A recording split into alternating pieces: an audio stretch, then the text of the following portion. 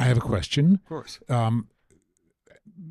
You mentioned at one point that Polybius was the greatest of the ancient conjectural historians.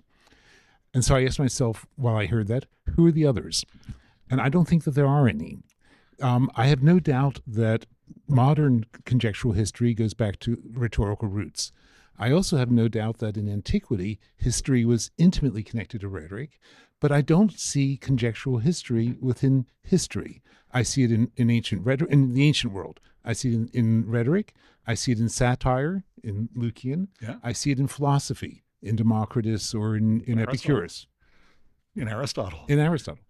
But it doesn't go into history, as far as I can tell. Why is it that in ancient history, the effect of rhetoric doesn't create conjectural history, and in the modern it does? Well, they do think there's conjectural history in antiquity. I think, I don't know if it's fair to call it a confusion, but one of the basic things in 20th century history of ideas, one of the big questions was about primitivism in antiquity. And the texts that Boaz and his partner rounded up were all seen in my period as conjectural histories. So Lucretius is seen as a conjectural historian, Vitruvius is seen as a conjectural historian, and there were two historians whom they took as models, Thucydides in the Archaeology, which Valla translates as a conjectural history, making the terms as conjectural as you possibly can. And as Valla is the man whose Thucydides becomes Thucydides for much. I was quite surprised to find Hobbes following Valla. Hobbes normally goes right from the Greek, but the impact of Valla and that translation is so deep that even Hobbes tends to go that way. Now, obviously, a fruitful field for wild confusion is trying to work out the meaning of the terms for evidence in Thucydides. There's an enormous and not always rewarding secondary literature on that, from which I have learned a lot, but my guys didn't know any of that, so it's not really relevant to them. But they do see Thucydides as a conjectural historian. They also see Diodorus Siculus, whose introduction has, of course, for Tom Cole and many other people, been the huge source of discussions of cultural progress, primitivism, and so on. So those two are enough for them. They don't need more.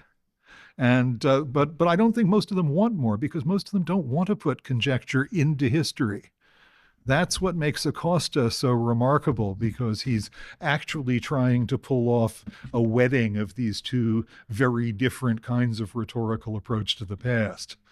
So I agree with you. It's not part of historiography, but there are these cases which are big enough for them. The Thucydides in particular is really, really bulks large, and still does in the 18th century, where more than one of the 18th century conjectural historians cites Thucydides' analysis as exemplary.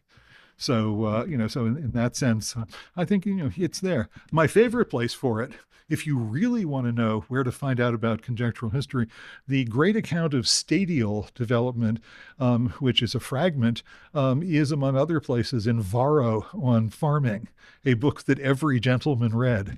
So you actually could not have an estate and not read ancient stadial history.